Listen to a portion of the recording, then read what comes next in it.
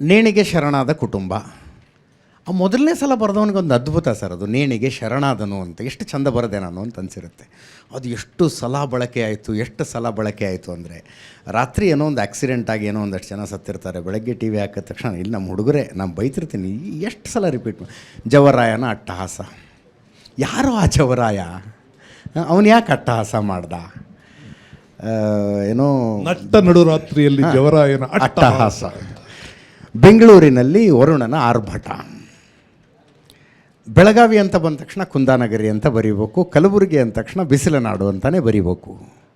ಇದರಿಂದ ಹೊರಗೆ ಬರೋದಕ್ಕೆ ಏನಾದ್ರು ದಾರಿ ಇದೆಯಾ? ನೀವು you will always be running against time. ಇದರಿಂದಾಗಿ ಬಹಳ ಸಲ ಸೃಜನಶೀಲತೆಗೆ ತುಂಬ ಕಷ್ಟ ಆಗ್ತದೆ. ಅಥವಾ ಇದೇ ನಿಮಗೆ ಹೊಸ ಶಕ್ತಿಯನ್ನು ಕೊಡ್ಬೋದು. ಆ ಕ್ಷಣ ಪ್ರತಿಕ್ರಿಯಿಸುವ, ಆ ಕ್ಷಣ ಪ್ರತಿಸ್ಪಂದಿಸುವ ಶಕ್ತಿಯನ್ನು ಅದೇ ಕೊಡ್ಬೋದು. ಯಾಕೆಂದರೆ ಮನಸ್ಸು it's A very good servant. ನಾವು ಹೇಳ್ದಂಗೆ ಕೇಳುತ್ತೆ. ಬೇಗ ಉತ್ತರ ಬೇಕು ಅಂದರೆ ಬೇಗ ಕೊಡುತ್ತೆ. ಈಗ ನಿಮ್ಮ ಡೆಸ್ಕಲ್ಲಿ ಯಾರೋ ಕೆಲಸ ಮಾಡೋರು ಬೇಗ ರಿಪೋರ್ಟ್ ಬರೀಬೇಕು ಅಂದ್ರೆ ಬರೀತಾರೆ. ಹೌದು. ಈಗ ನನಗೆ ಒಂದು ಲೇಖನ ಬರ್ಕೊಡಿ ಅಂದರೆ ಒಂದು ವಾರ ಟೈಮ್ ಕೊಡಿ. ಒಂದು ವಾರ ಅಂತ ಹೇಳ್ತೀನಿ, ಆಮೇಲೆ ನಾಳೆ ಫೋನ್ ಮಾಡಿ, ನಾಡಿದ್ದು ಫೋನ್ ಮಾಡಿ ಅಂತೀನಿ. ಯಾಕೆಂದರೆ ನಮ್ಮ ಮೈಂಡ್ಗಳಂಗೆ ಪ್ರೋಗ್ರಾಮ್ ಆಗಿರ್ತವೆ.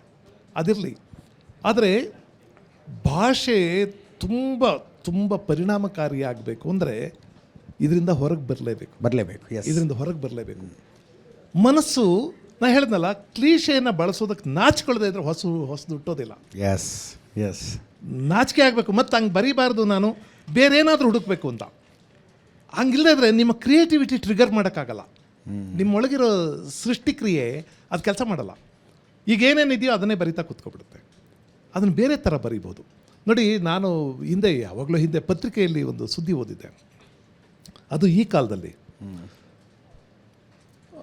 ಕಾಡಿಗೆ ಬೆಂಕಿ ಬಿದ್ದು ಕೋಟ್ಯಂತರ ರೂಪಾಯಿ ನಷ್ಟ ಆದ. ಕಾಡಿಗೆ ಬೆಂಕಿ ಬಿದ್ದರೆ ಅದನ್ನು ರೂಪಾಯಿಗಳಲ್ಲಿ ಹೇಳೋದು ಲೆಕ್ಕ ಆಗುತ್ತಾ? ಹೌದು. ಎಷ್ಟು ಜೀವಿಗಳು, ಏನೇನು ನಮ್ಮ ವಾತಾವರಣ, ವಾಯು ಮಾಪಕ ಎಲ್ಲವೂ ಹೆಚ್ಚು ಕಡಿಮೆ ಆಗೋಗ್ಬಿಡ್ತಾರೆ. ಹೌದು.